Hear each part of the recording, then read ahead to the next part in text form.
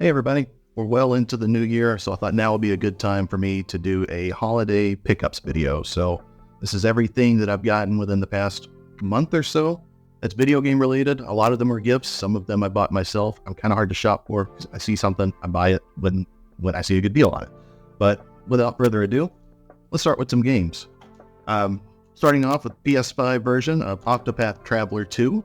I haven't opened it yet, haven't started it yet, but if you watched my most anticipated games for me to play in 2024, this was on the list. So my parents were paying attention to that, I guess, and snagged this for me.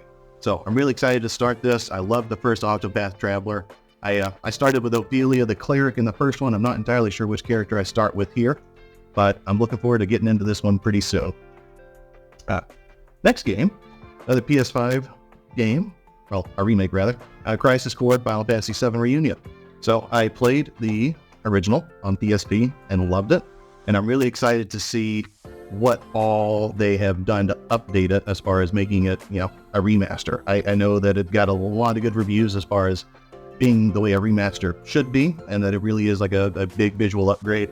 I'm maybe like 90 minutes into it so far. It's as good as I remember. You can definitely tell it's a PSP game, but it looks a lot better. It handles really well, and I'm looking forward to going through this in preparation of Final Fantasy VII Remake Part 2. The next one I bought for myself. It was less than $10. I couldn't help it. I don't even care that the reviews were terrible for it. I grabbed Loop 8 Summer of Gods for the PS4. I don't know why I bought this. It was less than $10. I know the reviews have been terrible. Maybe they'll go in and patch some of the issues, or if not, I've just got a lemon that can set on the shelf. But, it looks cool. The art style looks great, and it's a really cool concept, but maybe just not very well executed. But maybe I'll play it someday. If not, it can sit on the shelf and look, cool. Next game. This is another one I bought for myself. I think this was a Black Friday deal that I just could not help myself, and this is probably John Chicken Phillips' fault, but Harvestella for the Switch. I played the demo. I thought it was very okay, but John has just been talking this one up so much, and he really enjoyed his time with it. We have pretty similar taste in games, so I figured, why not? For the price that I found it, let's give it a shot. It seems like Square really botched their marketing with this. They pushed it as like a farming sim, which I like, but more of an action RPG, which I like better. This next one is one that's been on my list for a while. I just hadn't tracked it down, but I found a copy on eBay for a pretty good price and couldn't help myself. But Tokyo Mirage Sessions FE Encore. I don't know a ton about it. I know that it's a blend of like Atlas and Fire Emblem gameplay. Looks more turn-based than strategic, but it looks really great. I know it's like a Wii U remake, but it seems like a pretty good Switch remake, and I hear nothing but good things about this game, so I don't know when I'm going to get to it, but I'm glad to have it on the shelf. Let's see. Next, another Switch title. This was a gift to technically me and my wife both, but I had not bought this for myself yet. That's kind of hard to believe, but Super Mario Bros. Wonder. This is one that we're definitely going to play through together, probably starting pretty soon. It's funny, like, we were in the process of selling our house, so every time I was like, hey, I want to go buy Wonder, my wife was like, sell the house first. I'm like, okay. It's not like we have time to play it anyway. So we finally closed on the deal, and then someone bought this for us anyway. But I'm really looking forward to playing through this. I've heard nothing but great things. I expect we're going to have a really good time with it. And along those veins, Super Mario RPG. I have never actually officially played the Super Nintendo version of this. I dabbled with some ROMs when I was younger, and I liked it, but when I was younger, I couldn't finish ROMs. Like, I think it was just the problem of having too much of everything. I could play whatever, so I had a really hard time sticking with one game. Now that I've got an actual physical copy, I can't wait to play it.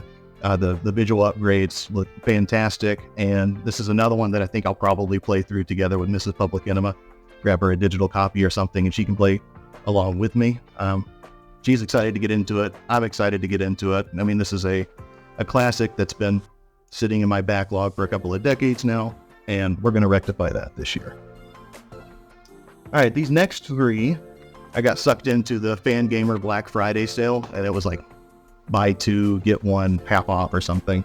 So I couldn't help myself. And first one I picked up was Omori, another one that I have not played, but it gets compared a lot to Earthbound, which is a good thing in my opinion. And, for buy two, get one half off, why not snag a physical copy of this indie darling? And the second part of that, Hollow Knight. Yes, a non-RPG. I'm not great at Metroidvanias. I enjoy them, but I'm not very good at them. So this is something that's probably going to be a struggle for me to get through, but it's got so much of a following and so much of a buzz. I was like, you know what, for the buy two half off, like, why not? And, it's cool to have a physical copy of it. So I look forward to playing this and probably dying way too much. Luca with Beto Gaming, if you're watching, you're probably fist bumping because I know this is one of your favorite games. So hopefully I can beat this before the long-awaited sequel comes out. If not, it'll look cool on the shelf. Now this next one is actually a gift for Mrs. Public Enema, but it's the last part of the Fangamer buy two get one, and that's Stardew Valley for Switch. We played through this together on the PS4 years ago, and it was before the co-op was really built into the game. So basically, like, I would play a day and she would play a day. We just took turns with the same farmer, but we loved it. And I kind of credit this game, like, she's always been a gamer. She grew up with Mario, but I credit this game for like kind of pushing her, and not there's anything wrong with Mario, but pushing her away from Mario and like opening up her eyes a little bit more to like what's out there. But we had a blast with this game. She's been in the mood to play it again anyway. I was like, I'm going to get her a physical copy so she can carry this around on her Switch at all times.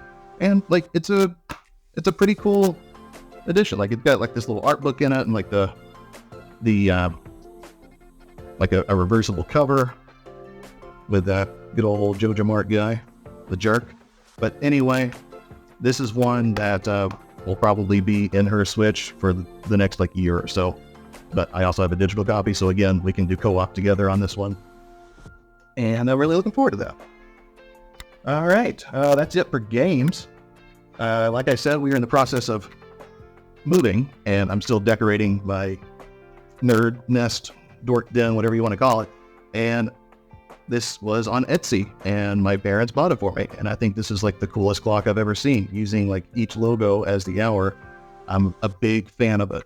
So looking forward to finding a good spot on the wall for this, and really excited about this. I think this looks awesome.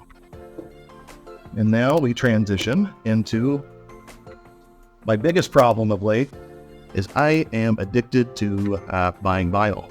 And this was a Christmas gift from my parents. Once again, Ys Origin. It's got a fantastic soundtrack. Show the back off too. But this is one of my favorite Ys soundtracks out there. I mean, 8's the best one, but this one holds up really well. Comes with like a little art insert, and then I'll just pull out one of the discs to show. They're both this color, this very pretty yellow with the playable characters on the middle there. If you have not played Ys Origin, it's a really good game. I highly recommend it. Best play order is probably to play that after you play Ys 1 and 2, which are both really, really short. But it kind of utilizes that the same battle engine as like Ys Oath of Felghana, which I have a Let's Play on that you can see on the channel. But this is the inner art. But anyway, Ys Origin, great game, great soundtrack. Kind of piggybacking off of Stardew Valley, we bought the OST. This was kind of a gift for my wife, but also for me. I kind of, I'm very good about buying things that she likes that I am also going to enjoy. I'll set up a little side video here to like, open these are a pain to get out, but I'll show off the disc and the artwork on the inside. But again, a very good soundtrack, just perfect for just like background music as you're doing stuff around the house. And speaking of, Stardew and Chill. It's a lo-fi version, selection of 6 or 7 songs from the main soundtrack. This is a really, really cool sound. I like to put this on while I'm cooking dinner. I don't know, it's just great background music and very pretty actual disc that I almost dropped. That would have been heartbreaking. But just great background music. And speaking of, this is probably my favorite record purchase of the past couple of months, but Final Fantasy VI Esper Wave. I mean, look at that artwork. It's beautiful. And then oops, the picture of Terra there and Kefka and Ultros scheming at the bottom. And like, I wouldn't call this lo-fi. It's definitely, I don't know. I'm terrible at describing music, but it's not lo-fi. It's got a lo-fi vibe to it, but really great remixes of a lot of the Final Fantasy VI soundtrack, with the standouts being, you know, Terra's theme, of course, and then also Realm's theme, which is not one that I've ever really, like, you know, it's good, but I've never thought it is like a standout of the Final Fantasy VI soundtrack. But the cover on Esper Wave is fantastic. One of the highlights for sure. The next choice, or next selection here, is not a video game, but definitely a video game adjacent. And I bought the Cowboy Bebop soundtrack.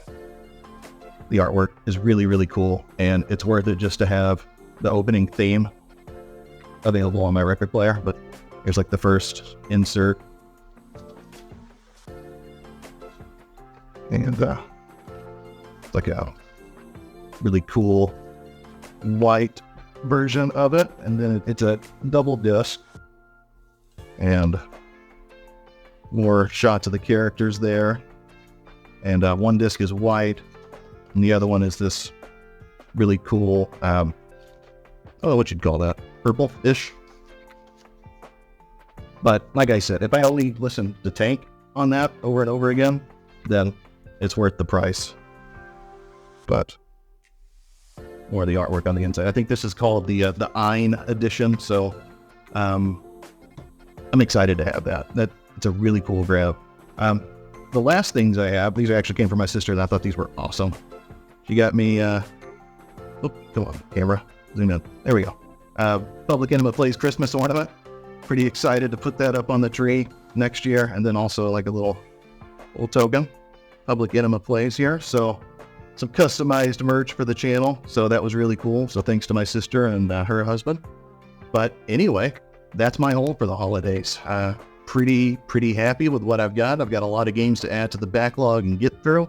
Got a lot more music to play on the record player. I mean, my wife bought me a record player for my birthday, and ever since then, it's just what video game soundtracks can I find? It's a little out of control. But thanks for watching. What did you get for the holidays? What's the favorite thing from your haul? Let me know in the comments down below, and I'll catch you with the next video. Thanks.